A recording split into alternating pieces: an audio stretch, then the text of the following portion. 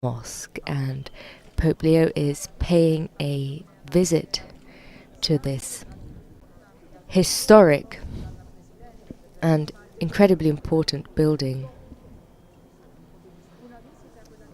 described perhaps as one of the most magnificent structures of the Ottoman Empire.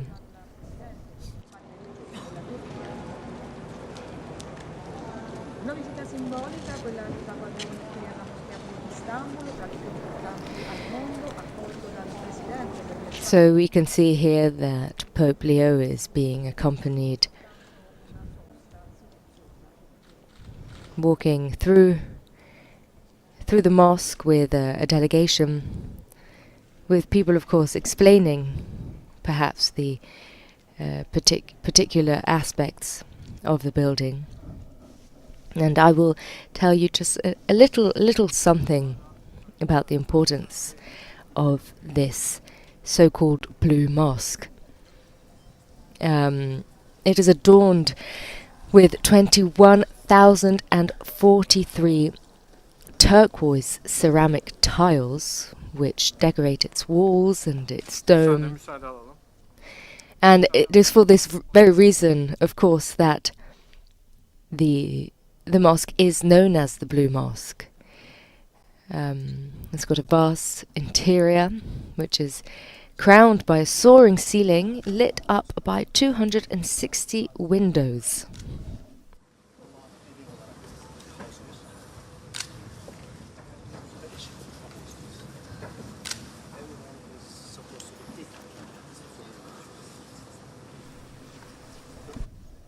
Now, it is also worth mentioning that this visit actually takes place on a specific anniversary, and that is the anniversary of Pope Francis's visit to the very same mosque in 2014. It was on the 29th of November 2014 that Pope Francis entered the mosque barefoot and stood in silent prayer beside the Grand Mufti, repeating the gesture that Benedict XVI had made years earlier. That was in 2006, Benedict XVI's visit to Turkey.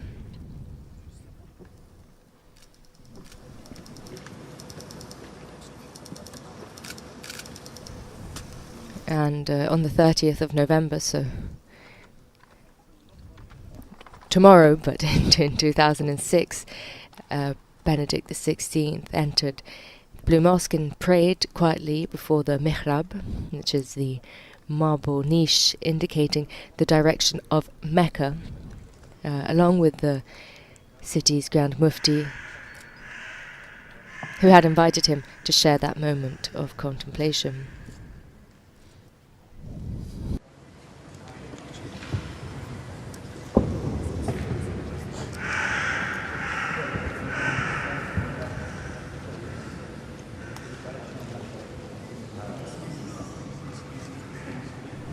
So we can see now that Pope Leo is inside the mosque, and there is a gentleman standing beside him who appears to be explaining and kind of showing what some of the aspects and elements of the mosque are. And that gentleman is Ali Erbas. He is the head of the Diyanet and Turkey's president of religious affairs.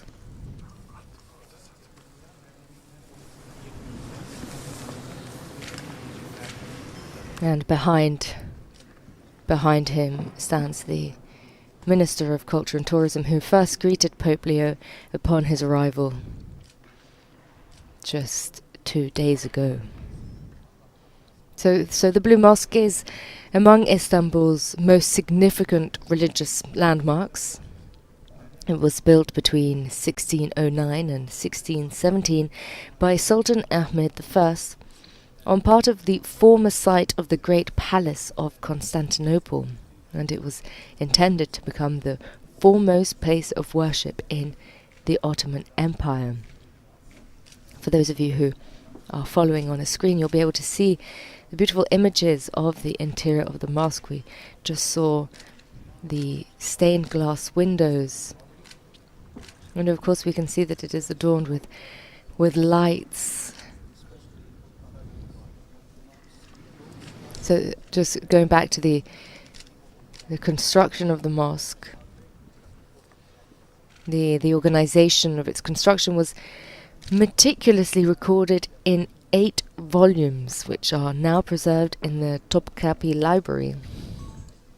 It's the only mosque in the city with 6 minarets, as most have 4, and the only one that has more is the mosque at the Kaaba in Mecca, which has 7.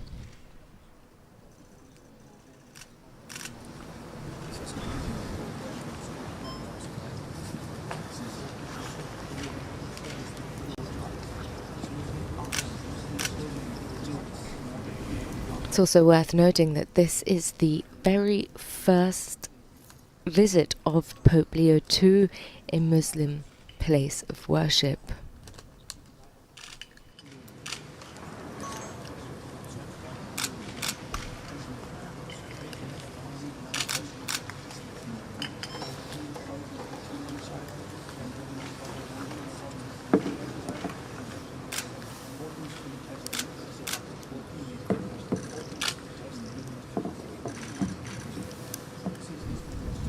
So just to briefly recap what Pope Leo has done so far on his first apostolic journey abroad, as I'm sure you know, he arrived in the capital Ankara on the 27th of November, where he was greeted by ministers and authorities, before then meeting with President Erdogan.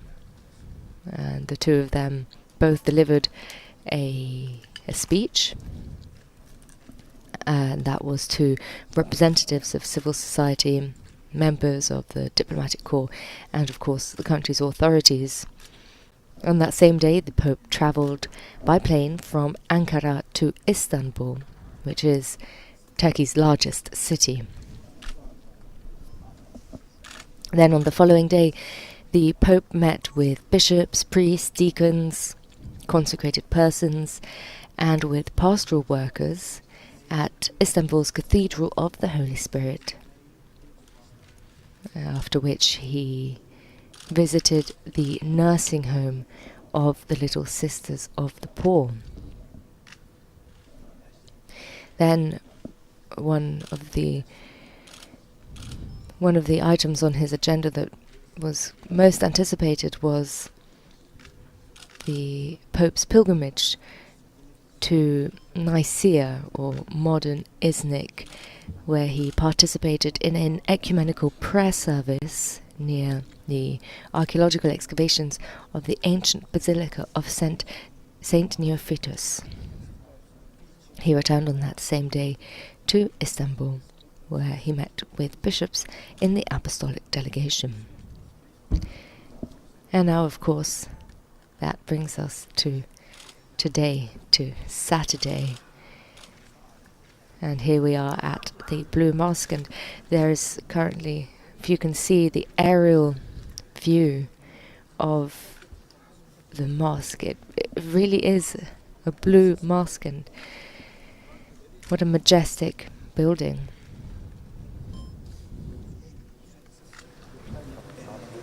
The Blue Mosque is set next to the Byzantine Hippodrome and across from the Hagia Sophia in Istanbul. And the Hagia Sophia is also a very important Byzantine structure and considered to be one of the world's great monuments. Its role has changed over the years. It was built as a church, a Christian church, in the 6th century, between 532 and 537, under the direction of the Byzantine Emperor Justinian I.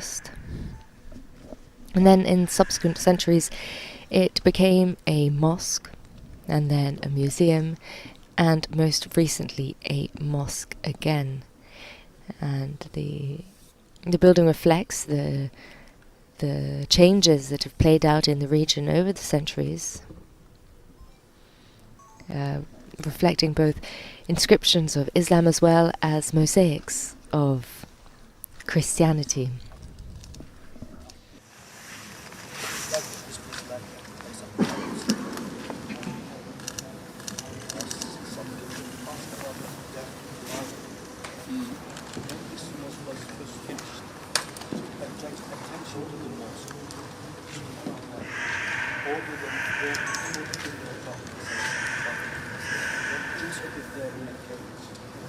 Yes, it came more, but something happened for 3 months.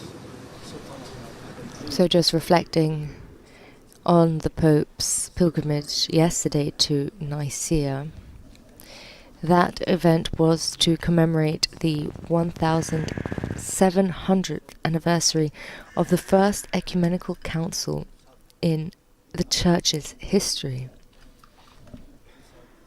So on the second day of his apostolic journey, the Pope was joined by around 27 other leaders of Christian churches to commemorate this anniversary.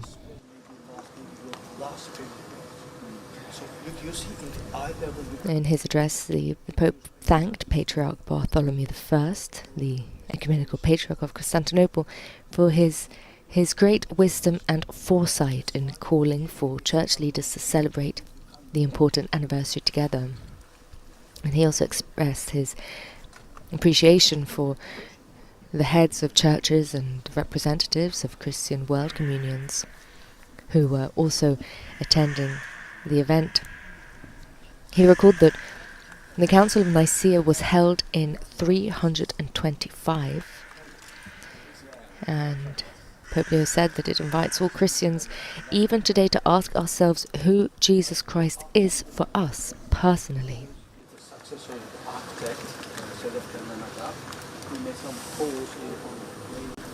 The council was held to respond to the Alexandrian priest Aureus' claim that Jesus was only an intermediary between God and humanity, saying he was not fully divine and ignoring the reality of the incarnation. And so, reflecting on this, Pope Leo asked, "But if God did not become man, how can mortal creatures participate in his immortal life? What was at stake at Nicaea and is at stake today is our faith in the God who, in Jesus Christ, became like us to make us partakers of the divine nature."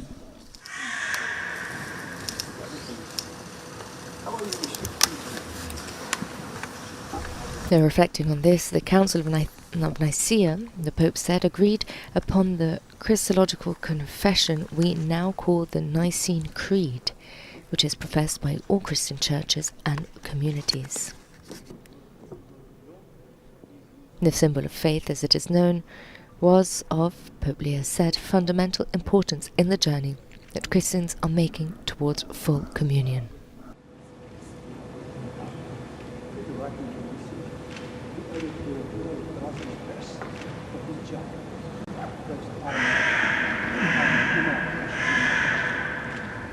And so reflecting on this still, just our correspondent on the ground has given us more information about the Council of Nicaea's impact on the Church. And so just based on what he has written, I'm reading that the First Ecumenical Council in the history of the Church took place in 325. After some 250 years of persecution, the decision of the Emperor Constantine to legalize Christianity allowed Christians to worship in freedom throughout the Roman Empire. But, he writes, the freedom for the Church was not without controversy, as in the early years of the 4th century, an Alexandrian priest Aureus provoked a firestorm when he challenged the true divinity of Jesus Christ. For Aureus, Jesus was not fully God, but merely a creature, albeit a creature exalted to a position next to God the Father and above all others, and there was a time when he was not. So this doctrinal controversy soon swept through Christianity and threatened to divide the Church, And so in response, Constantine called together a universal synod, inviting all the bishops throughout the world. And most of them were from the Greek-speaking East, but the Latin-speaking West were represented by several bishops.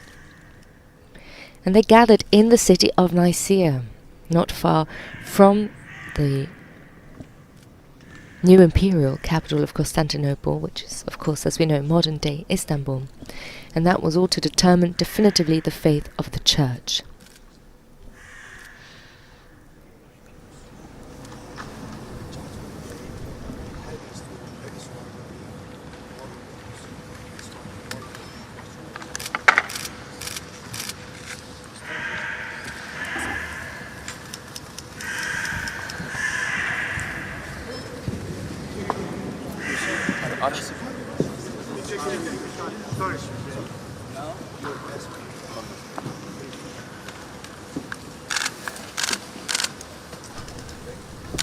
So turning back to the images of the Blue Mosque, it looks like Pope Leo is exiting the building, and of course accompanied by the gentleman who gave him what I suppose we could call a tour of this majestic, highly important place of worship.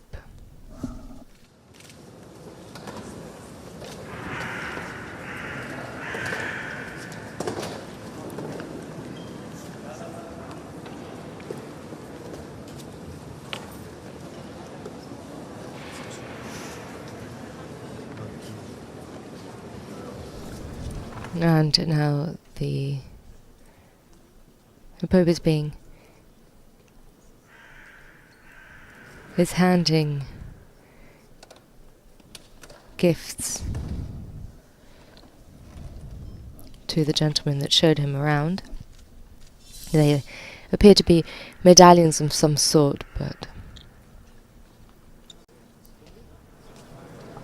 and one also to the gentleman who explained everything in English, translating from Turkish when necessary.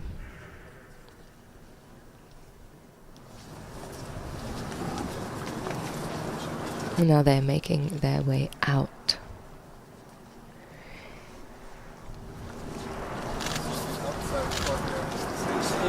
So this is the first event of this Saturday list of events. The Pope, of course, has a busy schedule for the rest of the day. Following this visit to the Blue Mosque, the Pope will hold a private meeting with leaders of the local churches and Christian communities at the Syriac Orthodox Church of Mor Ephraim. And afterwards, in the Patriarchal Church of St. George, the Holy Father will join in prayer together with the Ecumenical Patriarch Bartholomew I of Constantinople.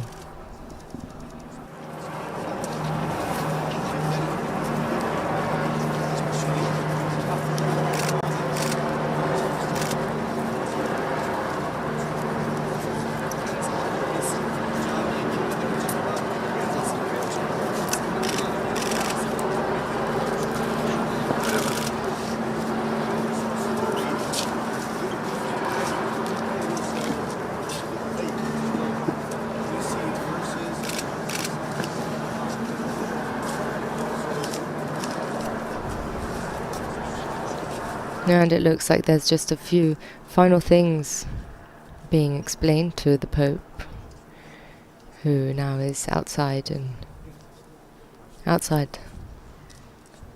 the mosque.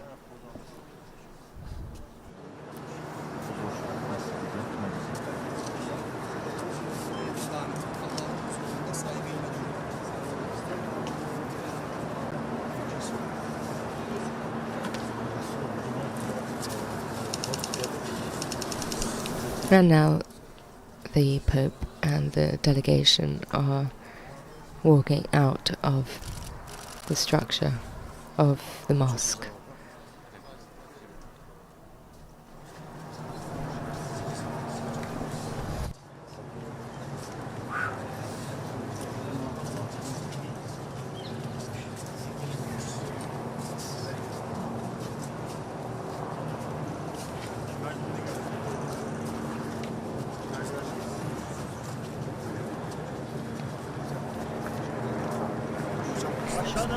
It's worth noting that 99% of Turkey is Muslim,